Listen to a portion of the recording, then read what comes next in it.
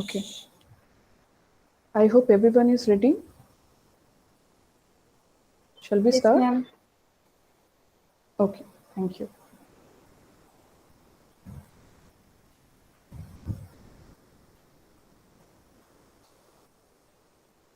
So, very good evening once again. My name is Nopata Sunita. I will be covering your MCO 7 Financial Management. And today I'll be focusing on your Block 1 Foundations of Finance. Okay.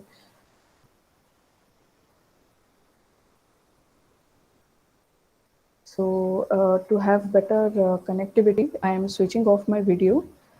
So, I hope it won't be any problem for all of you. Okay. So, financial management is not something very new to you and all who are present here to listen the lecture. Fine. So,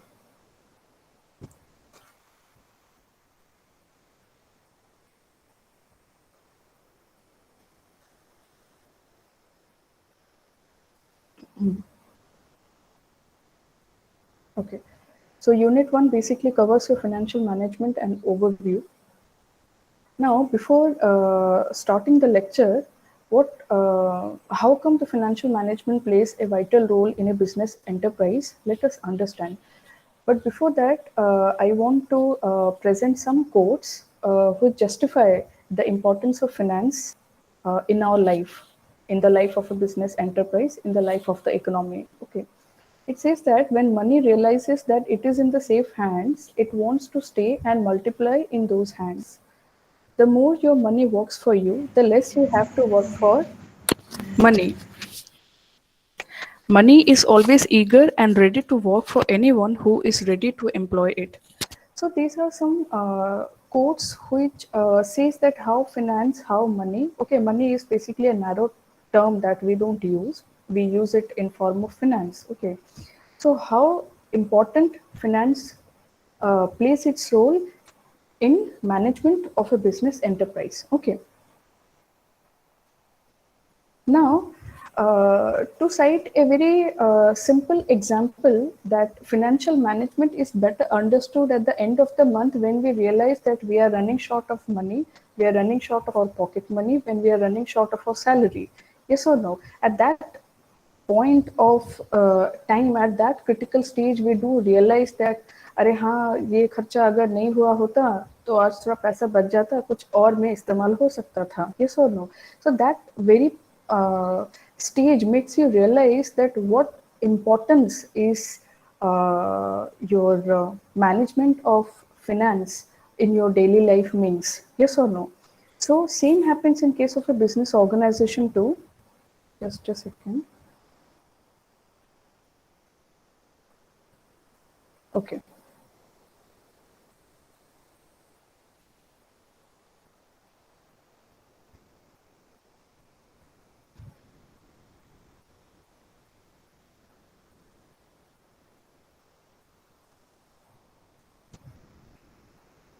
So that how finance plays a vital role in the life of an individual. The same happens in case of a business enterprise too. From the day one till I mean to say the period of maturation, or you can say the period of liquidation. Okay, every day, every second, there is a need of finance. Yes or no?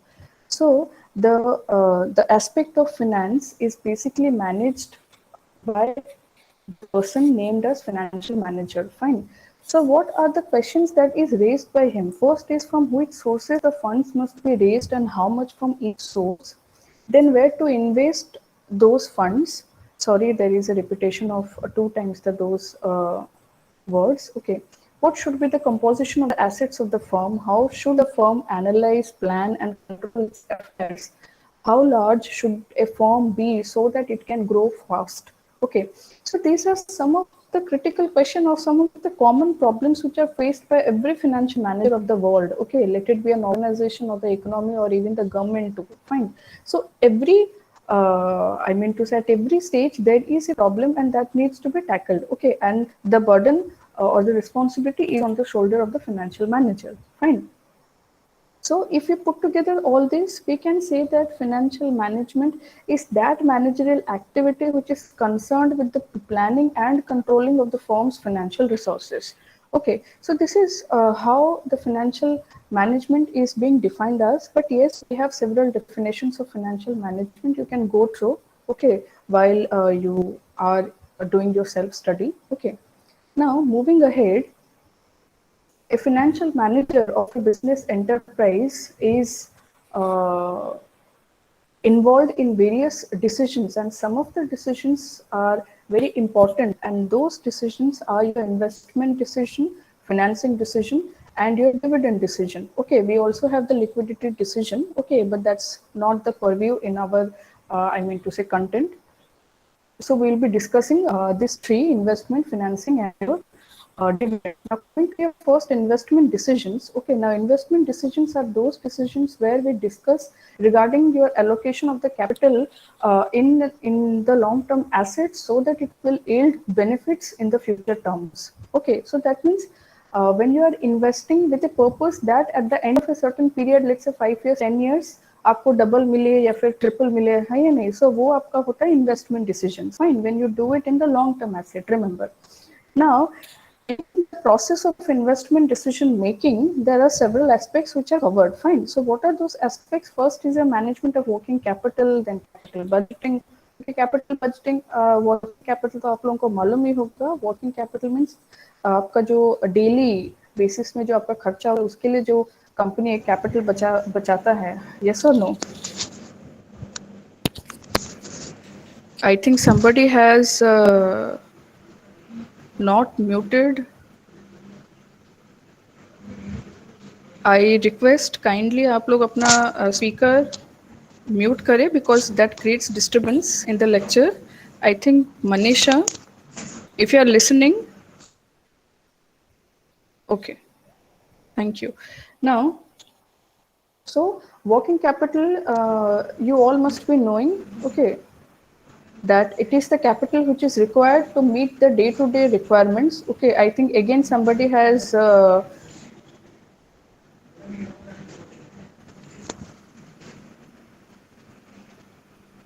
yes, Manisha, don't repeat it.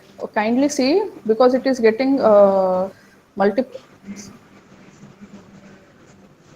Manisha, if you are listening, then kindly you mute your audio.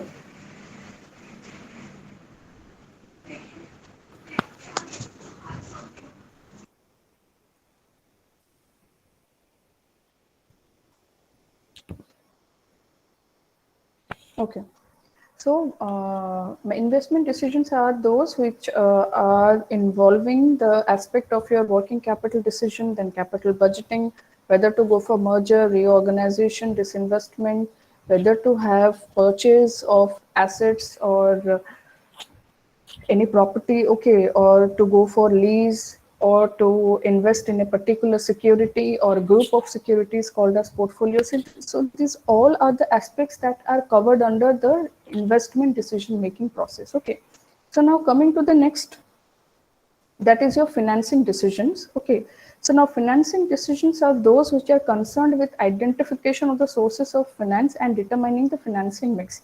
Fine. So इसमें क्या होता है financing decision में, आप ये देखते हैं कि आप कहाँ से पैसा लेके आएंगे और उसको किस तरह से और कौन सा प्रोपोर्शन में आप अपने बिजनेस में इस्तेमाल करेंगे. ये और no. So now here the big question is you have to identify the source. Fine, we have multiple sources. Fine, but we have to select that which source. Fine, whether to go for preference or equity or debt or retained or bonds or which source you have to decide. Fine, and after that आपको ये भी decide करना होता है कि आप ये जो सोर्सेस आप फिक्स किए हैं, डिसाइड किए हैं, उसका कौन सा प्रोपोर्शन आप लेंगे. फाइन, 20%, 30%, आई मीन टू से 50%. फाइन, सो कौन से प्रोपोर्शन में आपको लेना है, and then the implementation stage comes. Fine. So now यहाँ पे जो आपका फाइनेंसिंग है, ठीक है, बेसिकली दो सोर्सेस को लेके आपका बनता है overall. If you discuss, first is your share holders fund, next is your borrowed funds. Fine, share holders funds, borrowed funds आप लोग को तो मालूम होगा. ठीक है, share holders fund is basically coming from anyone who can say share holder fund कहाँ से आता है और बोरोड फंड्स किसको बोला जाता है? Anyone? Hello, ma'am. Yes. Shareholders fund are the funds which come from the shareholders directly by IPO or from the secondary market, and Okay, borrowed good. funds are the funds by provided by the creditors or will lend from some of the outsider parties Okay, like okay. debenture holders. Okay, very good, thank you. Fine. So in simple term share holders funds आपका वो funds हैं, ठीक है, जो आप अपने stake holder से लाते हैं, है या नहीं? जिसमें आप आपके इक्विटी शेयर होल्डर्स होते हैं, प्रेफरेंस होते हैं, है या नहीं? आपका आपके बेसिकली ये आपका ओनर है, ठीक है? तो owner means preference share, I mean to say equity share holders, ठीक है?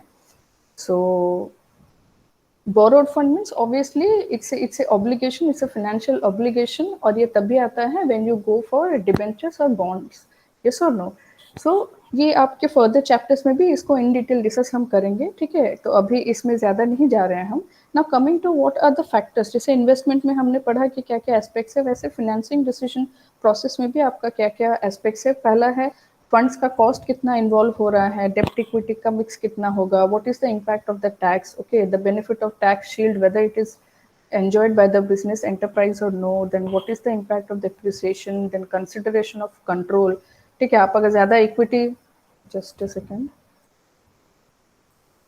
ओके, आप अगर ज़्यादा इक्विटी पे फोकस करते हैं तो डाइल्यूशन ऑफ कंट्रोल होगा, आप अगर ज़्यादा डेप्ट पे करते हैं तो आपका कंट्रोल जो है वो आपका कांस्टेंट रहेगा या फिर डाइल्यूट नहीं होता है, ठीक है? देन फाइनेंशियल स्ट्रेन जो आपका ऑब्लिगेशन होता है, ठीक है, जो बढ़ता है, how well you tackle with it, how well you manage it, then what is the impact of the interest rates, then the impact of the inflation. Fine, so these are the certain aspects relating to your financing decision. Now next is the dividend decision. जाहिर सी बात है, dividend decision मतलब ये होता है, it it is the system जहाँ पे कि कंपनी डिसाइड करता है, the company makes a form decision that how much to be retained and how much to be distributed as dividend, ठीक है? So that's a tough task और tough challenge for the financial manager, for the company, for the board of directors, but still that has to be done because that carries expectations of the equity shareholders, expectations of the various stakeholders of the company. Fine. So इसमें आपका क्या क्या aspects होता है जो कि dividend decision में आपका रिलेट किया जाता है, जिसमें लेवल्स ऑफ डिविडेंड है, retention of earnings on market value of the share, future earnings, ठीक है, funds required for future expansion, legal impact and cash flow constraints, then future boom और recession। तो ये सब को लेके, ये सब सोच के एक कंपनी डिविडेंड कितना देना चाहिए, कितना रखना चाहिए, या फिर एकदम से सब दे देना है या फिर सब रखना है, ठीक है? So what is to be decided, so these all are the aspects, these all are the factors that helps in the decision making process, okay? Now coming to the next is the evolution of financial management, ठीक है? तो ये जो financial management आज के date में हम लोग पढ़ रहे हैं, है या नहीं? ये फाइनेंशियल मैनेजमेंट का जो कॉन्सेप्ट है, ठीक है, ये कैसे डेवलप हुआ, ठीक है? ऐसा नहीं है that in the recent times financial management is booming और financial management is being understood the way we are reading in the text books, the way we are seeing in the business enterprises since ages, the meaning has broadened. Fine. So एक एक time था इन the year 1900, उसको एक instrument के तौर पे समझा जाता था, it was like an institution, क्या क्या प्रोसीजर्स होते थे कैपिटल मार्केट में, मनी मार्केट में, उसी को बस फाइनेंशियल मैनेजमेंट करके समझा जाता था। When the year of 1920 came, the focus was on security, then banking sector, investment in common stock, फिर 1930 में लिक्विडिटी, डेप्ट, रेगुलेशन, बैंक्रप्सी, ये सब आपका इंक्लूड हुआ फाइनेंशियल मैनेजमेंट में। फिर उसके बाद कैपिटल बजटिंग घुसा, वैल्यूएशन कैसे किया जाता है, क्या टूल्स इस्तेमाल किया जाता है, डिविडेंड कैसे कैलकुलेट होता है, क्या पॉलिसी होना चाहिए, किस तरह से होना चाहिए। फिर उसके बाद में पोर्टफोलियो थ्योरी आपका आया, ठीक है? Portfolio means basically the group of the securities handled by the organisation. Fine. तो वो पोर्टफोलियो का जो टर्म है, जो कॉन्सेप्ट है, वो आपका आया। फिर उसके बाद में CAPM APT आया, वो कैपिटल एसेट प्राइसिंग मॉडल बोला जाता है और आर्बिट्रेज प्राइसिंग थ्योरी मॉडल बोला जाता है, जो कि हम डिस्कस करेंगे, ठीक है? Which is use to value the financial asset, ठीक है? फाइनेंशियल एसेट्स के वैल्यूएशन में ये दो मॉडल्स का इस्तेमाल होता है। फिर उसके बाद में रिस्क मैनेजमेंट आया, कॉर्पोरेट गवर्नेंस आया, बिहेवियरल फाइनेंस आया, ठीक है। सो slowly and slowly with the passage of time, okay, the meaning, the concept, the area, the scope of financial management also changed. Fine.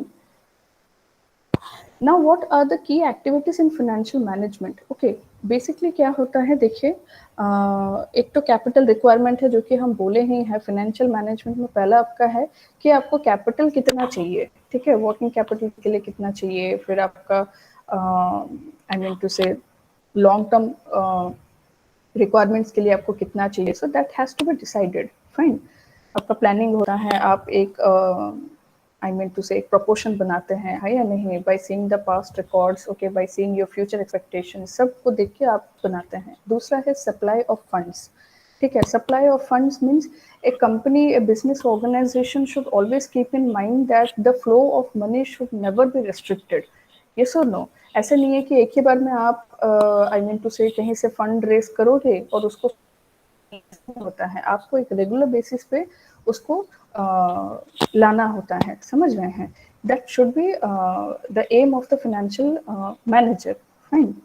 Next is capital structure. जाहिर सी बात है, capital structure आपका proportion को लेके बोला जाता है, ठीक है, कौन से प्रोपोर्शन में आप अपने कैपिटल को रखेंगे सो दैट शेयर होल्डर्स का वेल्थ जो है वो मैक्सिमाइज होगा, ठीक है। दूसरा है मैनेजमेंट ऑफ सरप्लस, मतलब ये आपका डिविडेंड डिसीजन के साथ रिलेटेड है, ठीक है। दूसरा है फाइनेंस, सबसे लास्ट आपका फाइनेंशियल परफॉर्मेंस इवैल्यूएशन। जाहिर सी बात है, जब इवैल्यूएशन का बात आता है तब आप ऑडिट करेंगे, फोरकास्टिंग करेंगे, आप रिपोर्टिंग करेंगे, है या नहीं। ऑडिट मतलब आप स्टैंडर्ड्स के साथ आपका जो भी डॉक्यूमेंटेशन है, जो भी आपका स्टेटमेंट्स है वो बना है या नहीं।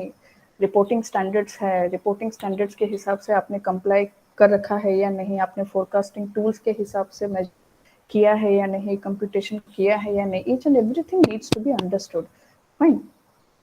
Now next is the goals of the financial management.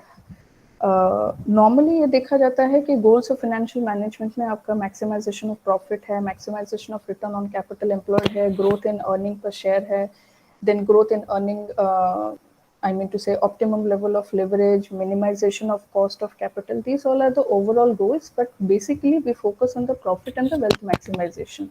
Fine. So profit maximization has some merits, wealth maximization has some merits, okay, and simultaneously both carry some demerits. But remember, wealth maximization ऐसा एक objective है, goal है जो कि practical है, viable है या नहीं, जो कि एक normal situation में आप applicable कर सकते हैं। Fine, it is something that is reliable. Profit maximization is something that seems very narrow in approach, but remember, जितना profit चाहिए उतना wealth भी important रोल प्ले करता है एक बिजनेस ऑर्गेनाइजेशन में, ठीक है। तो अगर सिंपल वर्ड्स में अगर बोला जाएगा तो प्रॉफिट मैक्सिमाइजेशन एक इंडिविजुअल परफॉर्मेंस को डील करता है, वेल्थ मैक्सिमाइजेशन एक ओवरऑल एस्पेक्ट को डील करता है, समझ रहे हैं? तो profit maximisation is something, it is like considered as a barometer of efficiency, है या नहीं।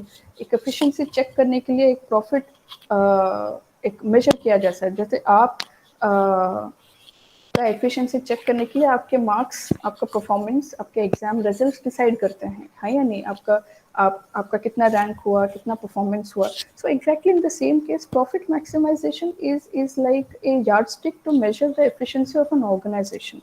फाइन। जिसके चलते क्या है, आप क्या फाइनेंशियल रिसोर्सेज को अच्छे से आप एलोकेट करते हैं, मैनेज करते हैं, एग्जीक्यूट करते हैं। फाइन। सो बट आपका प्रॉब्लम क्या हो गया इसमें, आप टाइम वैल्यू ऑफ मनी आपका कंसिडर नहीं किया जाता है। रिस्क और रिटर्न जो इन्वॉल्व होता है इन्वेस्टमेंट्स पे, सिक्योरिटीज पे, उसको इग्नोर किया जाता है, समझ रहे हैं। लेकिन ये सब वेल्थ मैक्सिमाइजेशन कॉन्सेप्ट में क्या हुआ, इनकॉर्पोरेशन हुआ, जिसके चलते वेल्थ मैक्सिमाइजेशन का जो ऑब्जेक्टिव है वो एक्सेप्टेड हुआ, ठीक है, ग्लोबली। फाइन।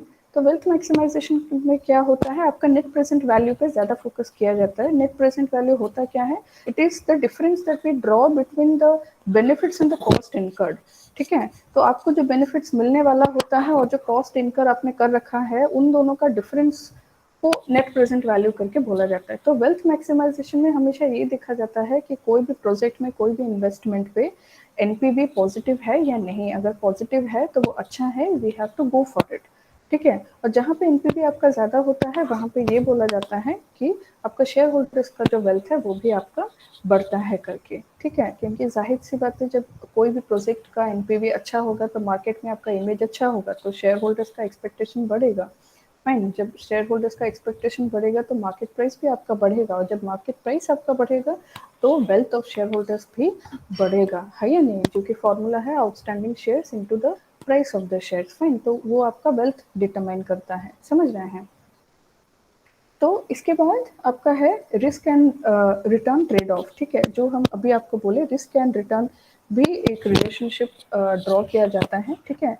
आप अगर जो इन्वेस्टमेंट कर रहे हैं, ठीक है, तो उस इन्वेस्टमेंट में आपका रिस्क कितना है, आपका रिटर्न कितना है, ये भी एक कंपनी फोकस करता है, और रिलेशनशिप ड्रॉ करके वो एक बैलेंस बनाता है, ठीक है। जो एक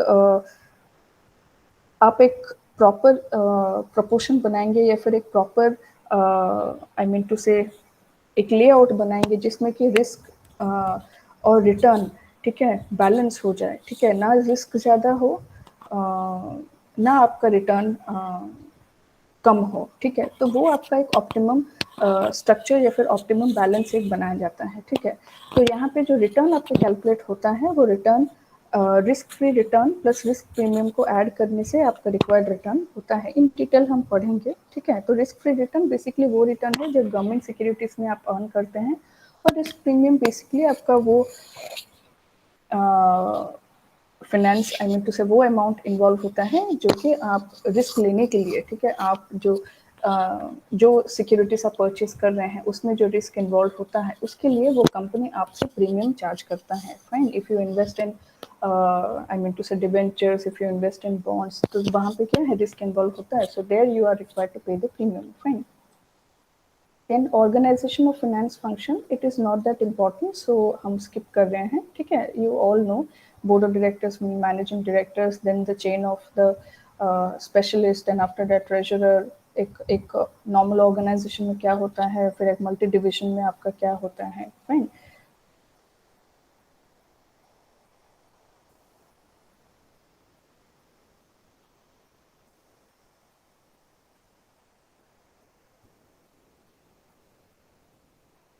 now next is your role of financial manager, जो कि हम आपको डिस्कस कर ही चुके हैं, ठीक है।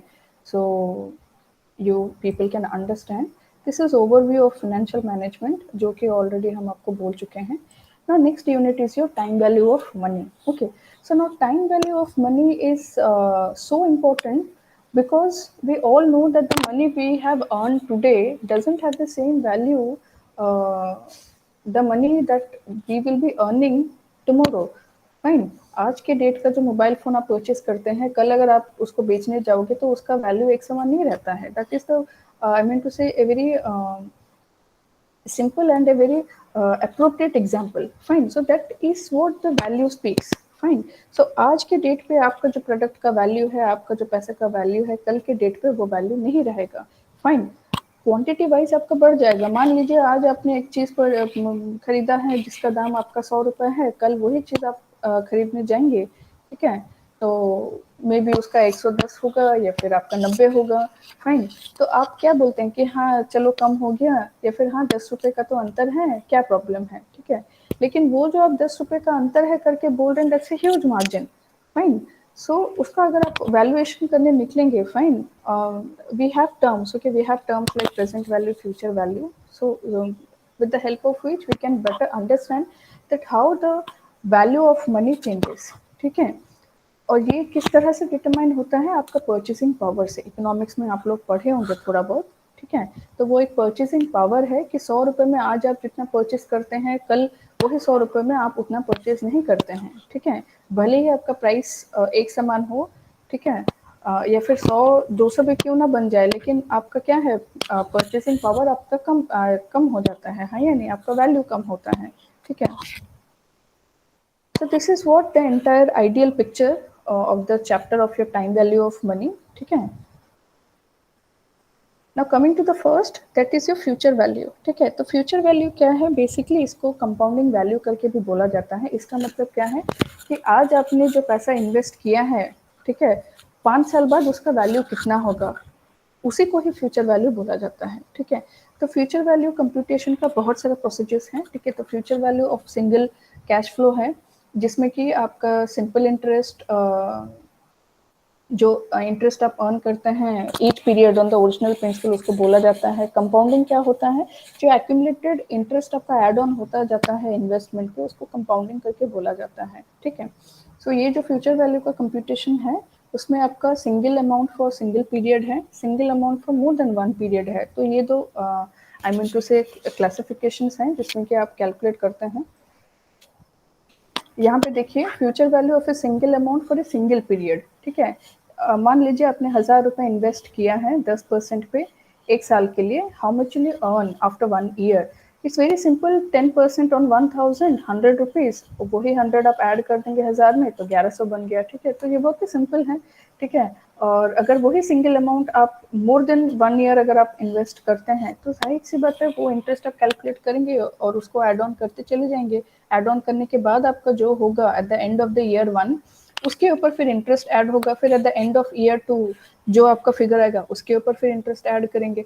तो ऐसे करते करते क्या हो जाता है, आपका फ्यूचर वैल्यू निकलता है फॉर 2 ईयर्स, 3 ईयर्स, 5 ईयर्स। ठीक है, ये आपका एक फॉर्मूला स्ट्रक्चर है। ठीक है, सो जिससे हम इजीली कैलकुलेट कर पाएंगे कि amount at the beginning of the period, amount at the end of the period. Fine, so amount at the beginning of the period, eight the end of the period. ठीक है, ये आपका annuity due और annuity certain, ये concept है, आगे जाके हम पढ़ाएंगे। ठीक है, नाउ से ये आपका कंप्यूटेशन करके हमने दिखाया है। ठीक है, सिंपल से आपका एग्जांपल लिया है that what will be your 1000 worth after 5 years at 10% per annum. ठीक है, आपको फ्यूचर वैल्यू कैलकुलेट करना है। फॉर्मूला बहुत सिंपल है, it is the present value multiplied with 1 + i to the power n। ठीक है, सो ये आपका क्या है, ये आपका 5 साल का PVIF है, समझ रहे हैं? ये आपका 5 साल का एन्युटी फैक्टर है। ठीक है, तो आप जब मल्टीप्लाई करते हैं तो 1611 डायरेक्ट आपका वैल्यू आ जाता है। ठीक है, और ये आपका टेबल है जो कि ग्रेजुअली आप स्टेप बाय स्टेप करके भी 1611 आपका लास्ट में वैल्यू देखिए, लास्ट कॉलम का लास्ट वैल्यू। ठीक है, सो you can understand, okay, with this. Now next is future value of multiple cash flows. ठीक है, multiple cash flows में क्या है, आप directly वो formula implement करते हैं। Let's say 1000 deposited for 2 years, so future value becomes 1000 into 1.10 square. Fine, so ये आपका क्या होता है, 1 plus i to the power n। ठीक है, तो ये आपका फॉर्मूला है जिसके चलते आप निकालते हैं। फिर दोबारा आपने 1000 रुपये इन्वेस्ट किया तीसरे साल के लिए। ठीक है, उसका अलग से आप वैल्यू निकालेंगे। फिर ये वाला जो वैल्यू निकलेगा सेकेंड, फिर जो प्रीवियस आपका वैल्यू निकला होता है उसको आप ऐड करेंगे। समझ रहे हैं? तो ये आपका प्रोसीजर है। Next is future value of an annuity. Fine, future value of an annuity का मतलब आपका क्या है, annuity is a series of payments और रिसिप्ट्स ऑफ फिक्स्ड अमाउंट। ठीक है, सो आप जो एक रेगुलर बेसिस पे पेमेंट करते हैं उसी को ही एन्युटी करके बोला जाता है। ठीक है, बेसिकली आपका जो लाइफ टर्म पॉलिसी जो आप लेते हैं या फिर कोई लोन आप लेते हैं, ठीक है, उसको एन्युटी हम लोग बोलते हैं। अभी आपका है एन्युटी। ठीक है, तो ऑर्डिनरी एन्युटी और आपका दूसरा है एन्युटी ड्यू। फाइन, कोई बोल सकता है इन दोनों में डिफरेंस? एनीवन? एनीवन इन दोनों में डिफरेंस को बोल सकता है? Am I audible?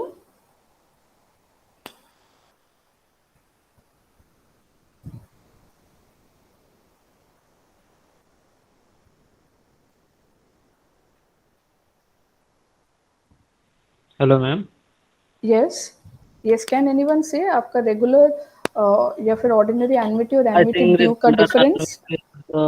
installments of premiums we pay regularly, like in months or quarters or half yearly. Okay. and annuity is something like we It's okay. It's okay. It's okay. You made an attempt. It's okay. No problem. Thank you.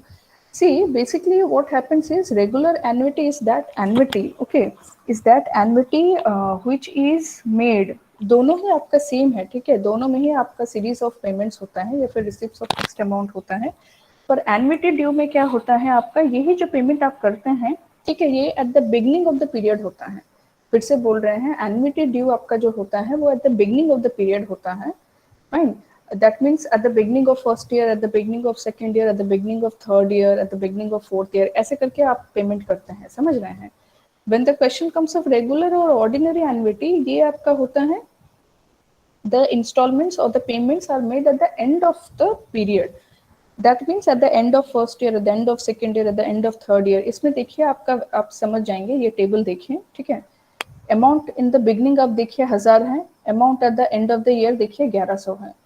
फिर से आप देखिए यहाँ पे second year में 1100 है, और eight the end of the second year आप देखिए amount at the end of the year 1210। समझ रहे हैं। तो वो जब आप कंप्यूटेशन थोड़ा सा करेंगे तो आपको समझ आएगा the what exactly is the difference. Fine. So ये जो अमाउंट इन द बिगनिंग है वो आपका क्या है, एन्युटी ड्यू है, समझ रहे हैं। और अमाउंट एट द एंड जो है वो है आपका ordinary annuity. Fine. In questions basically it may mention, it may not mention, but it is assumed that it is asking to find out the annuity value at the end of the year। समझ रहे हैं। Then next is your present value of single cash flow. ठीक है, तो पहले क्या है, हम फ्यूचर वैल्यू को फोकस किए। अभी यहाँ पे हम देखेंगे आपका प्रेजेंट वैल्यू। ठीक है, तो प्रेजेंट वैल्यू क्या है, बेसिकली ये आपका डिस्काउंटिंग वैल्यू है। ठीक है, फ्यूचर वैल्यू मतलब क्या है, आप आज की डेट पे देखते हैं कि मेरा जो इन्वेस्टमेंट किया गया है एक प्रोजेक्ट पे, ठीक है, उसका 10 साल बाद क्या वैल्यू निकलेगा। प्रेजेंट वैल्यू क्या होता है कि जो 10,000 जो मिलेगा, ठीक है, जो या फिर जो 1 लाख मुझे मिलेगा, ठीक है, 10 साल बाद, आज की डेट पे उसका अगर मैं वैल्यूएशन करूं तो कितना मिलेगा, उसका कितना वैल्यू होगा। फाइन। सो इसीलिए उसको डिस्काउंटिंग करके बोला जाता है और फ्यूचर वैल्यू को कंपाउंडिंग करके बोला जाता है। It's very simple to understand. Fine. तो ये आपका फॉर्मूला है, आप सब लोग देख पा रहे होंगे, ठीक है, कि प्रेजेंट वैल्यू आपका कैसे निकलता है। ठीक है, जब सिंगल कैश फ्लो आपका होगा तो ये आपका फॉर्मूला है F V N multiplied with 1/1 plus R to the power N. ठीक है, अभी present value of series of cash flows. ठीक है, तो सिंगल कैश फ्लो में आपका वो फॉर्मूला है। अगर आप सीरीज ऑफ कैश फ्लो आपका हो रहा है, ठीक है, मतलब for the first year, second year, third year ऐसे करके हो रहा है, इन दैट केस आपका फॉर्मूला क्या बनेगा, याद रखिएगा।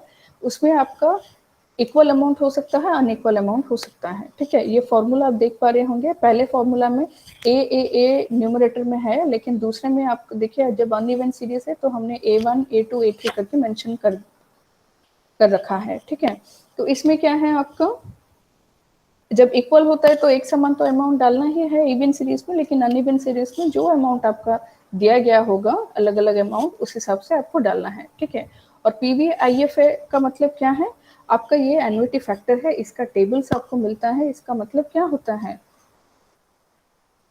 कोई बोलेगा PVIFA और FVIFA का डिफरेंस क्या है। PVIFA और FVIFA, anyone?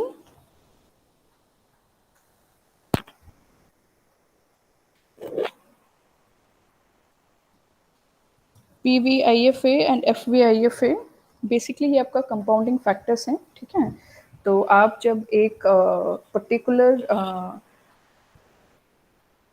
Interest rate for a certain period, जब आप देखते हैं कि आपका वैल्यू ऑफ मनी कितना है, समझ रहे हैं। मान लीजिए अगर 10% आपने लिया है तो पहले साल में आपका, for example 10% for first year आप अगर देखेंगे तो 0.9 आपका निकलता है, फिर 0.8 आप टेबल्स में देखेंगे उस हिसाब से होता है। तो इसमें क्या है, हम इंडिविजुअली एन्युटी फैक्टर देखते हैं, लेकिन आपको अगर देखना है कि 10% में 5 साल में कितना रेट है, तो वहाँ पे क्या होता है, वो कंपाउंडेड हो के वो आपका वैल्यू दिया रहता है टेबल में, समझ रहे हैं। तो वो क्या आसान हो जाता है हम लोगों को फाउंड आउट करने के लिए। फाइन। तो इन डिटेल इसको समझेंगे। ठीक है, अभी के लिए इतना बस आप जानिए। उसके बाद आपका यूनिट 3 है valuation of securities. Fine. Now when I say valuation of securities, Securities can be your bond, can be your debenture, can be your equity, can be your preference. Fine. So basically इसमें हम लोग क्या देखते हैं that whether we have to focus on security or whether we have to focus on portfolio. ठीक है, security मतलब आप जब कोई सिंगल एसेट पे फोकस करते हैं, ठीक है, और जब आप ग्रुप ऑफ एसेट्स का रिस्क रिटर्न एनालिसिस करते हैं तो हम उसको पोर्टफोलियो एनालिसिस बोलेंगे. Fine. So now the performance of the firm is limited to the industry to which it belongs, and in return it depends upon the performance of the economy and the market in general. Fine. So एक firm का performance जो है वो कौन से industry में काम कर रहा है उसके ऊपर डिटरमाइन किया जाएगा. ठीक है, तो वो इंडस्ट्री इन्फ्लुएंस करेगा एक फर्म का परफॉर्मेंस. फाइन. नाउ आपका जो वैल्यूएशन ऑफ सिक्योरिटीज है उसमें एक बेसिक वैल्यूएशन मॉडल है. ठीक है, ये आपका फॉर्मूला है जो आप लोग देख पा रहे होंगे. ठीक है, so here the VO refers to the value at the time O, CF refers to the cash flows, I refers to the interest, N refers to the number of years. ठीक है, तो जिसके चलते क्या है हम लोग इजीली कैलकुलेट कर पाएंगे कि एसेट का वैल्यू कितना है. ठीक है, at the end of a certain period. Now valuation of bond. ठीक है, वैल्यूएशन ऑफ बॉन्ड करने से पहले हम लोगों को कुछ टर्म्स के मतलब जानना बहुत इंपॉर्टेंट है. जैसे बॉन्ड आपका लॉन्ग टर्म फाइनेंशियल इंस्ट्रूमेंट है, डिबेंचर भी, लेकिन बॉन्ड गवर्नमेंट एजेंसीज इश्यू करते हैं, डिबेंचर्स कंपनी इश्यू करता है. स्टेटेड एसेट मतलब बेसिकली जो कॉर्पोरेट बॉन्ड्स हैं, ठीक है, जिसका the one who are properly registered, the one who are properly mentioned, okay, हम लोग उसको स्टेटेड एसेट्स बोलेंगे. Maturity value of course, sorry, so maturity value basically आपको क्या होता है, the value that we are about to receive at the end of a certain time period upon the asset और upon the instrument. Fine. Par value is the face value. Coupon rate मतलब जो आपका interest rate लागू होता है उसको हम coupon rate बोलते हैं.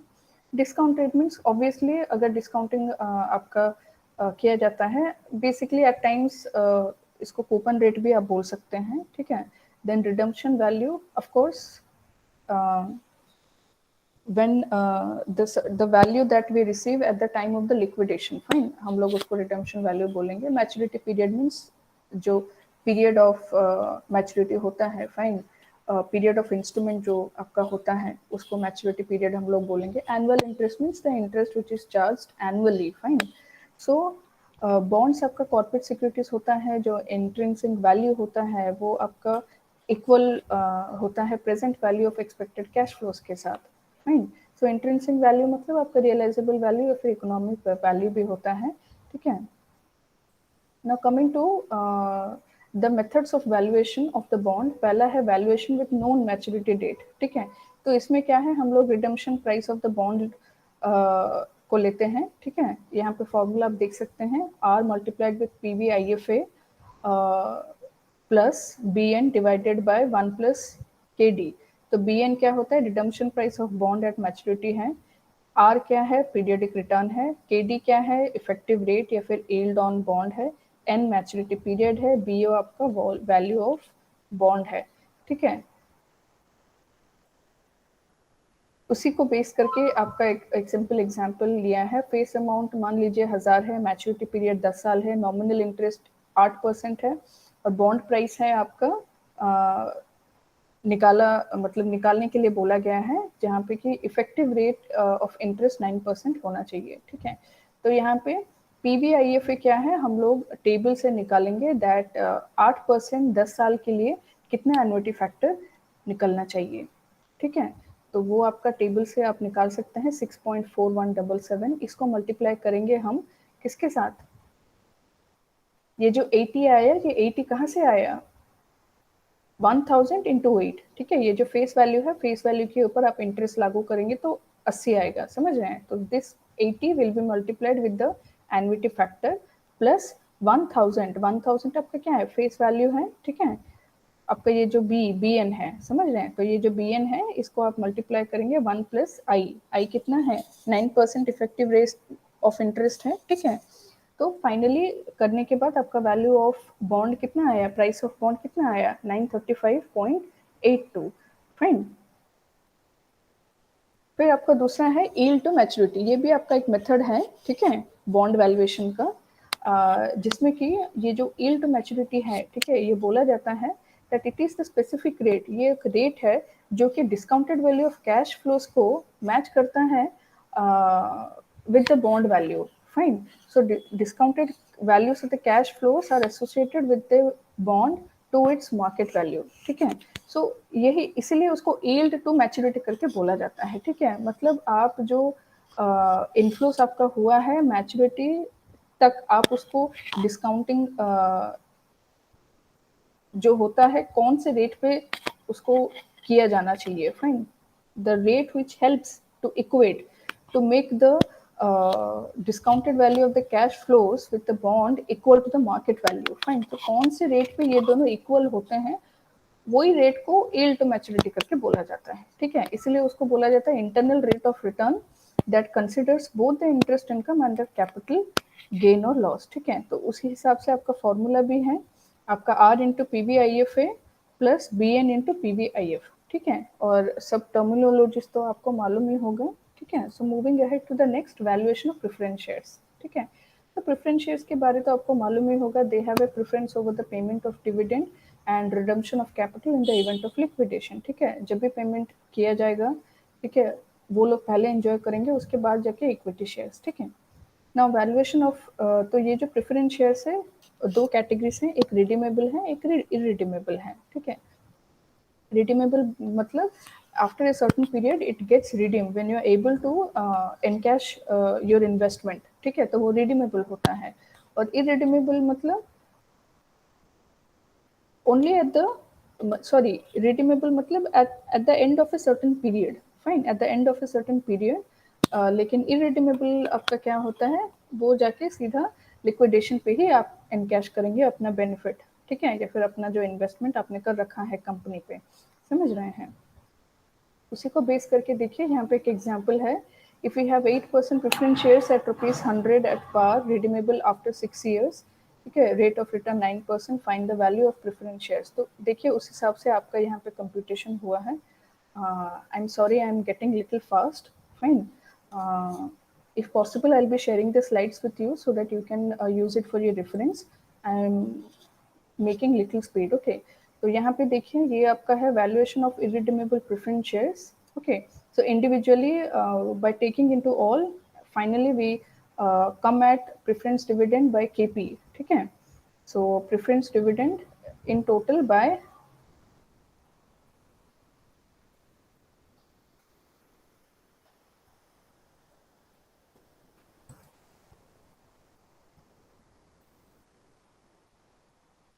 okay. So now coming to your next, that is a valuation of equity shares.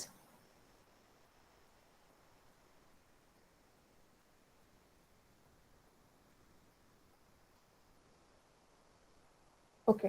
Now valuation of equity shares में आपका देखिए अर्निंग्स कैपिटलाइजेशन अप्रोच एक मेथड है जिसमें कि आप एक्सपेक्टेड रिटर्न निकालते हैं. ठीक है. तो एक्सपेक्टेड रिटर्न निकालने का फॉर्मूला क्या है, D1 plus P1 minus P whole divided by P.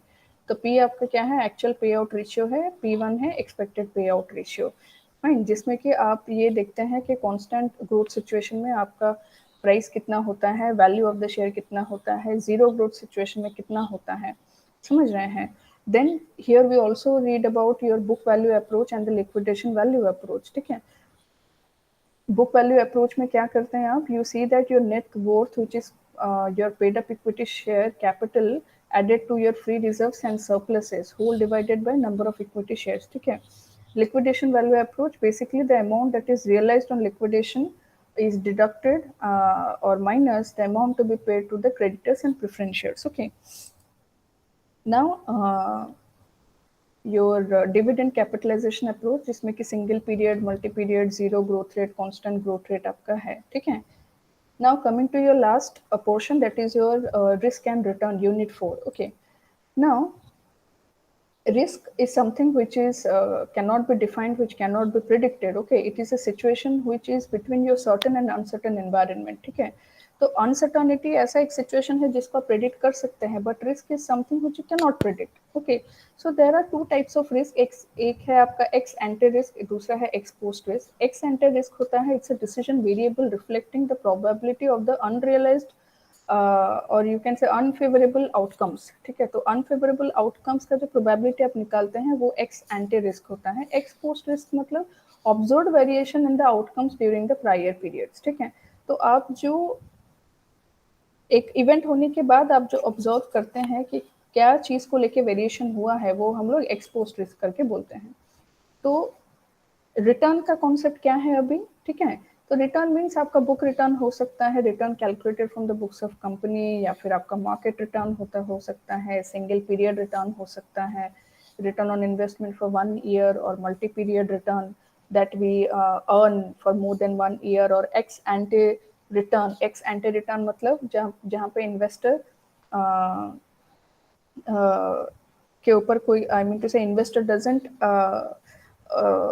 I mean to say have any hope to receive from an investment, placing no guarantee on return. Fine, he doesn't expect a return. Fine, इसको calculation कैसे किया जाता है, आपका anticipated dividend plus anticipated end price divided by the initial investment. Fine, so अभी आपका ex post return क्या है, इट इज योर एक्चुअल और realise return. Fine, so ex ante return क्या होता है, वो एक एक्सपेक्टेड रिटर्न होता है। एक्स पोस्ट मतलब जो आपका एक्चुअल रिटर्न होता है। फिर सिक्योरिटी रिटर्न है, it's a return on investment made in a single asset. Portfolio return means it's the return on investment against a group of assets. ठीक है, then next is systematic risk. Systematic risk basically क्या होता है, ये आपका market risk है। It is also called as volatility और you can say something which is undiversifiable. समझ रहे हैं, मतलब जो डे टू डे फ्लक्चुएशन होता है स्टॉक को लेके, ठीक है, सो वो आपका सिस्टमैटिक रिस्क है। तो सिस्टमैटिक रिस्क में मार्केट रिस्क भी होता है, ठीक है, जो मार्केट चेंजेस होता है उसके चलते आपके शेयर प्राइस में क्या इम्पैक्ट गिरता है। तो इंटरेस्ट जो फ्लक्चुएशन आपका होता है, fine, uncertainty of the future market values और of the size of the income, ठीक है, तो ये सब आपका इम्पैक्ट होता है इंटरेस्ट रेट रिस्क का। फिर परचेसिंग पावर रिस्क क्या होता है, जो आपका इम्पैक्ट ऑफ द इन्फ्लेशन और डिफ्लेशन ऑन एन इन्वेस्टमेंट, ठीक है, वो आपका परचेसिंग पावर रिस्क बोला जाता है।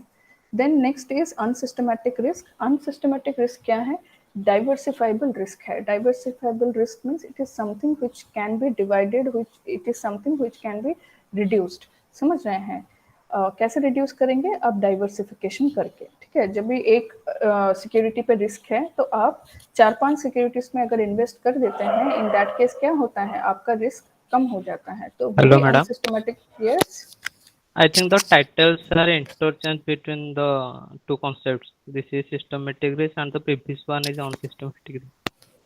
I think because we can manage the items and we can. See don't go by the term. हाँ, सुन के ऐसे हम लोगों को लगता है, by listening the term we perceive that systematic risk mean something which can be managed. Yes और नो, वही आपका डाउट हो रहा है, ठीक है। Yes, लेकिन क्या करें, जो एक्सपर्ट्स डिफाइन करके गए हैं हम लोग वही पढ़। So the same thing also came to my mind also. Fine, so okay. तो सिस्टमिक, ये सिस्टमिक रिस्क भी बोला जाता है, ठीक है। ये जो सिस्टमेटिक रिस्क हम लोग पढ़ रहे हैं इसको सिस्टमिक रिस्क करके भी बोला जाता है, ठीक है। So systemic risk means something which can not be managed, which something can not be controlled, ठीक है। और जब अनसिस्टमेटिक रिस्क आ जाता है, it is something can be diversified, something that can be reduced. Okay, Okay, ma'am. Now next is, okay, thank you. We are now on next system. Is, हाँ, तो यहाँ पे ये जो रिटर्न आपका है, ठीक है, कौन कौन से स्टैटिस्टिकल मेजर्स है जिसके चलते हम लोग कैलकुलेट कर सकते हैं। पहला आपका रेंज है। A range is very simple, you can understand the difference between the lowest and the smallest value, sorry, lowest and the largest value. Fine, so यहाँ पे आपका एग्जाम्पल दिया गया है, ठीक है। तो इसमें आप देखिए फर्म एक्स में आपका सबसे हाईएस्ट वैल्यू है 72। आप देखिएगा यहाँ पे, if you are able to see, okay, and in firm Y आपका लार्जेस्ट वैल्यू आपका है 94, ठीक है। यहाँ पे देखिए 94, समझ रहे हैं। तो आपको highest value minus smallest value करना है, जो कि आपका रेंज है, ठीक है। Then is your standard deviation of returns, ठीक है। नाउ स्टैंडर्ड डेविएशन क्या होता है, स्टैंडर्ड डेविएशन बेसिकली आपका रिस्क लेवल मेजर करता है, ठीक है। तो ये आपका फॉर्मूला है, आप देख पा रहे हैं। यहाँ पे एग्जांपल हमने लिया है एसेट एक्स एसेट वाई, ठीक है। ये फॉर्मूला आप अप्लाई करेंगे जिसके चलते आपका स्टैंडर्ड डेविएशन आप कैलकुलेट कर पाएंगे, ठीक है। ये देखिए, टाइम थोड़ा कम है, हम आपको स्लाइड शेयर कर लेंगे, ठीक है। आप आराम से पढ़ के then we can discuss some time later on, okay. So you can understand in detail by seeing this table. You can understand, I have done it clearly mentioning each and every variable, fine. Now coming to the next is coefficient of variation. Coefficient of variation क्या होता है? ये आपका एक relative major है, ठीक है। Standard deviation हो गया, रेंज हो गया, ये सब एब्सोल्यूट मेजर है। रिलेटिव मेजर मतलब when we convert it in form of percentage, fine. So that plays a vital role, जहाँ पे आप जब कंपैरिजन करते हैं दो चीज़ों में, दो सिक्योरिटीज़ में, दो कंपनीज में, दो इन्वेस्टमेंट्स पे, ठीक है, तो वहाँ पे कोफिशिएंट ऑफ वेरिएशन आपको हेल्प करता है to decide which one to select and which one to reject. Now probability distribution क्या होता है? ये आपका प्रोबेबल रिटर्न्स निकालता है with the chance of occurrence in terms of profitability और probabilities we can say, fine. So यहाँ पे क्या है, एक पर्टिकुलर फिनोमिनल इवेंट को लेके हम प्रोबेबल रिटर्न्स कैलकुलेट करते हैं, ठीक है। तो यहाँ पे उसी को लेके आपका एक प्रॉब्लम है, फाइन, जहाँ पे हम लोग पहले एक्सपेक्टेड रिटर्न कैलकुलेट करने के लिए बोला जाता है, ठीक है। Then we calculate your standard deviation, then we calculate your individually. यहाँ पे देखिए, आपका वेरिएंस हम निकालते हैं, फिर स्टैंडर्ड डेविएशन आपका निकलता है, फिर lastly we calculate the coefficient of variation, fine. तो जिसमें आपका रिटर्न्स आप निकालोगे, फिर एक्सपेक्टेड रिटर्न निकालोगे, फिर डी निकालोगे। डी मतलब क्या है? Your returns minus expected return, fine. Then D square, फिर प्रोबेबिलिटी, फिर T square into P, fine. तो ये जो आपका टोटल आएगा ये वेरिएंस होगा, फाइन। इसी का स्क्वायर रूट करेंगे तो स्टैंडर्ड डेविएशन आएगा, समझ रहे हैं। So when standard deviation is divided by your expected return कितना है आपका? यहाँ पे देखिए ER 30 है, फाइन। सो आपका कितना निकला? 0.2163, मतलब 29.63। तो आप 30% भी बोल सकते हैं, ठीक है। तो आप जब दो एसेट्स के बीच में, दो सिक्योरिटीज के बीच में, या फिर दो फिनोमिनन को कंपेयर करेंगे तो आप कोफिशिएंट ऑफ वेरिएशन को लेके कंपेयर करेंगे, ठीक है। तो जिसका कम होगा उसका वेरिएबिलिटी कम होगा, और जिसका ज्यादा कोफिशिएंट ऑफ वेरिएशन होगा उसका मतलब there is more inconsistency, there is more variability, fine. So उसको रिलाई नहीं किया जाएगा। दूसरा आपका है पोर्टफोलियो। पोर्टफोलियो बेसिकली क्या है? Already when you are dealing in more than one asset, उसको पोर्टफोलियो बोलते हैं। ये आपका एक्सपेक्टेड रिटर्न ऑन पोर्टफोलियो, ये आपका फॉर्मूला है, ठीक है। देन दूसरा आपका है कैपिटल एसेट प्राइसिंग मॉडल, ठीक है। ये मॉडल आपका बोलता है that expected, it helps to calculate, it helps to compute the expected return on an asset. एक पर्टिकुलर एसेट पे आप अपना रिटर्न जो कैलकुलेट करते हैं, बहुत सारे मॉडल्स बने हैं, उसमें से एक मॉडल है आपका कैपिटल एसेट प्राइसिंग मॉडल, ठीक है, जिसको कि आप mister Sharpe and mister lintel ने आपका डेवलप किया था ये मॉडल, ठीक है, जिसमें कि इन्वेस्टर्स को आसान होगा how much premium and how much risk is involve, fine, in a particular security और ग्रुप ऑफ सिक्योरिटीज, ठीक है। देन ये आपके कुछ एजम्पशंस है कैपिटल एसेट प्राइसिंग मॉडल के, that what should be the risk and return, perfect capital market, non saturation, risk averse, identical holding period, homogeneous expectation, ठीक है। नेक्स्ट आपका है, ये आपका फॉर्मूला है कैपिटल एसेट प्राइसिंग मॉडल में, ठीक है। ER आपका है एक्सपेक्टेड रिटर्न, RF है रिस्क फ्री रेट, PI है बेटा कोफिशिएंट, ठीक है, ERM है expected return of the market, ठीक है। ये आपका एक एग्जाम्पल है, ठीक है, जिसके चलते आप कैलकुलेट करेंगे। फिर आपका है Bobber's model of the investment decision making process, ठीक है। ये एक दूसरा मॉडल है जिसमें कि वो लोग बोले हैं कि जो साइज ऑफ द मार्केट है, प्रॉफिट मार्जिन है, प्राइस है, ऑपरेटिंग कॉस्ट, क्वालिटी, ये सब जो चीज़ें हैं वो एक कंपनी के इन्वेस्टमेंट प्रोसेस को इन्फ्लुएंस करते हैं, ठीक है। As a result of which the desired results and the actual results vary, fine. So the ultimate objective of the organization should be to minimize this gap, to minimize this discrepancy, okay. And lastly your arbitrage pricing theory. Arbitrage pricing theory क्या बोलता है आपका? It's a theory which says that an asset return can be forecasted using the linear relationship between the expected return and the factors that affect the asset risk. ठीक है, तो ये theory में क्या बोला जाता है कि आप एक एसेट का रिटर्न जान सकते हैं, फोरकास्ट कर सकते हैं when you draw relationship, a linear relationship between the return and the factors involve. ठीक है, और ये थ्योरी आपका निकाला किसने था? Who was the person behind? Mister Stephen Ross. He was a economist in the year 1976. Fine. Now इसमें assumptions सबके क्या थे? That investors must have homogeneous expectation, risk averse investors होने चाहिए, परफेक्ट कंपटीशन होना चाहिए, कोई भी ट्रांजैक्शन कॉस्ट नहीं होना चाहिए. ठीक है, so this is how this is the formula you can see, okay, for your arbitrage pricing theory. Okay, so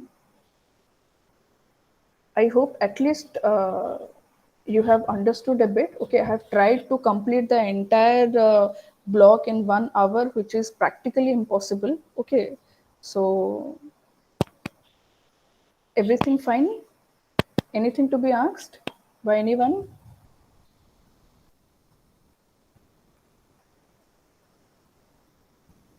Excuse me, ma'am. Yes, Hello. tell. Ma'am, actually, Yes, in yes. the entire class, your PPT is not visible. You should have interrupted and told me. Ma'am, actually, I am messaging भैया you, नीचे ma'am. तो visible हो रहा है. Actually, it your is internet visible. You बोल need रहे. to drag and Yes, yes. कि सबको वही प्रॉब्लम हुआ क्या? and I नहीं can see. Ma'am. हमारा दिख रहा है. अच्छा, कुछ जन तो देख रहे हैं, मे बी आपका देखिए इंटरनेट का इश्यूज होगा एट टाइम्स, ये आपका मैम प्रॉब्लम हो मैम रहा है. पीपीटी शो कर रहा है, पीपीटी शो कर रहा है, मगर ये इंटरनेट शायद किसका नहीं होगा तो शो नहीं करेगा. हाँ हाँ हाँ, okay, I I got really scared actually. Okay, actually हम बोलते जा रहे थे, so I haven't seen the message. Okay, sorry for that. Okay, no problem. You have the just a second, just a second.